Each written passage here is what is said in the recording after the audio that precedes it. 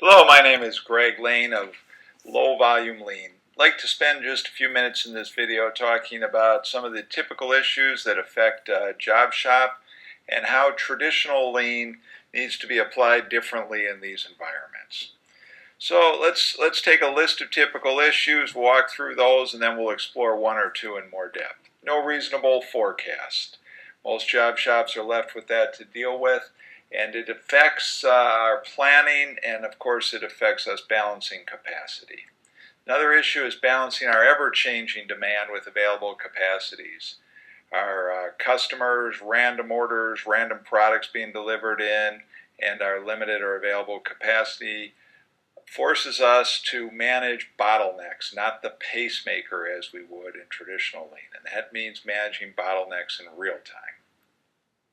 Our bottlenecks continuously moving. So again, we need tools and methodologies that are available in the high mix, low volume lean applications that help us to profitably manage our bottlenecks better in real time. And that's something we can transform from some of Toyota's methodologies. Another issue is our upfront transactional or office processes seem to be ever growing. And as our work orders come in smaller quantities and more work orders or customer orders, we tend to have a lot more transactional process workload.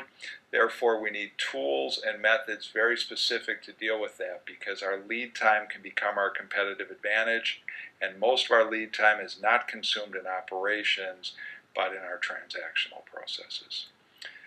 Long lead times before reaching operations, as we started to lead into in the previous issue. Again, many of our businesses can make or break themselves based on lead time, not just cost. Therefore, we really need to focus on some of our order intake processes, our purchasing processes, our conversion to work order processes, our supply chain management. So we have many more options there than a traditional high volume manufacturer or widget manufacturer. We have a little leverage with our suppliers, or a lot less than a high volume manufacturer, because we have smaller buying volumes spread over a lot of manufacturers. Therefore, we don't get much leverage with them, and we have little leverage on keeping our lead times down. But there are some things we can do if we're using ERP or MRP, and there's some tools that can be applied from the high variation, low mix toolbox. We're also unsure of which problems really dissolve solving at the root cause, because that can take some serious effort, some problem solving effort, and we're not sure of the repeatability of our demand from our customers or from particular products. Therefore, we need certain types of feedback systems to ensure we really profitably resolve at a root cause only the problems that are going to repeat. A lot of us have gone to buying an MRP, or what's known mostly now as an ERP, Enterprise Resource Planning System. These are applicable to job shops, but there's a higher upfront investment because of the large proliferation of part numbers we have. So the upfront investment of setting up the system is more costly, and there are certain things we can do to minimize that impact, etc., etc. So this is just a sample of issues. Now let's pick one or two of these and explore them in just a little more detail. So if we move on to the long lead times before reaching operations, we do have a couple of tools that can help us. So really we're trying to isolate our bottlenecks in that flow of information. Bottlenecks in flow of information are harder to see than they are in flow of material.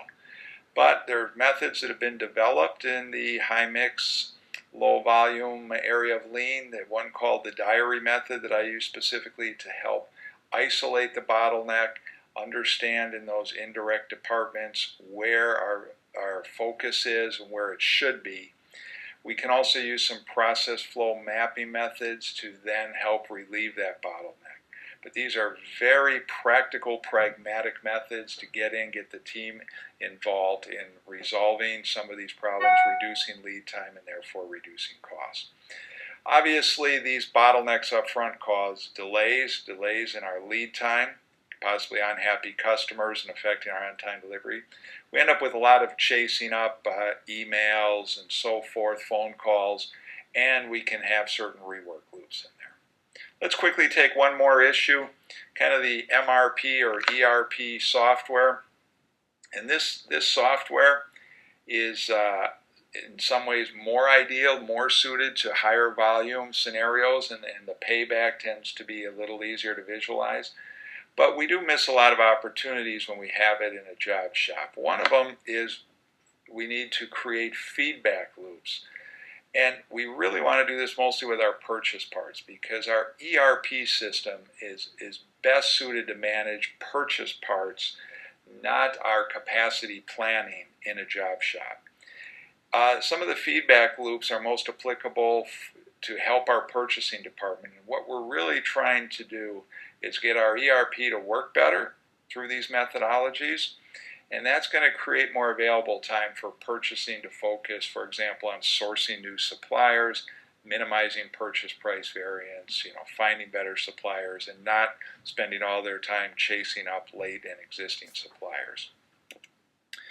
Also, in the ERP, we really want to have a little bit less focus on trying to use this to detail, plan, and schedule our shop, because what we really need to do in a job shop is plan and manage our bottleneck in real time. Again, we don't have a pacemaker in a job shop because we don't have a takt time that we can apply directly or cycle times that are standard.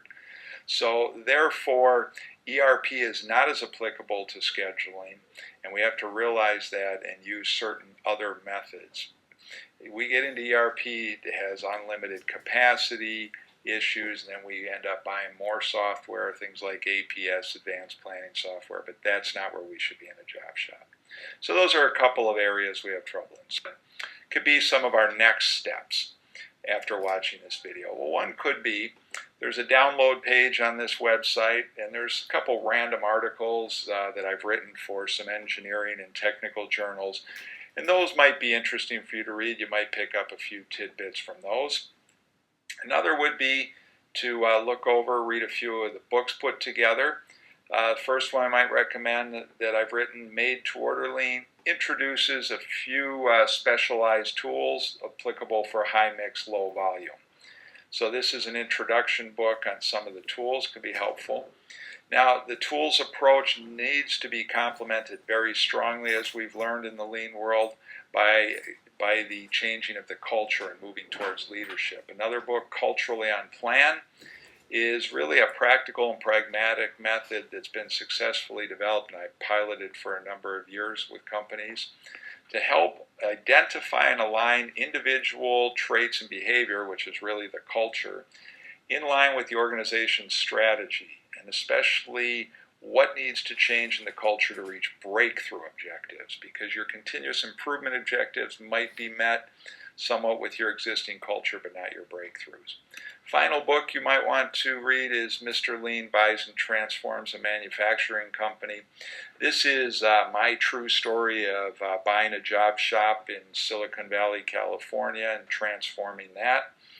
And this deals not only with some of the technical methods that had to be put in place, but also some of the management issues. We'll even get into some of the things that had to be tackled, like lean accounting and activity-based costing to drive profitability. Afterwards, you might investigate a few more videos. There's one other video in a separate page of this website that talks about how the principle of takt time can be applied in these environments, not necessarily the tool. And then there's some other very inexpensive videos to purchase and go over with your team that talk about some other methodologies that apply. And finally, you might want a no-obligation phone call with myself or someone on our staff to discuss your specific situation, where you are in your lean journey, and we can compare what experience and methods we have to possibly help and support you. So I hope you enjoy the rest of the website.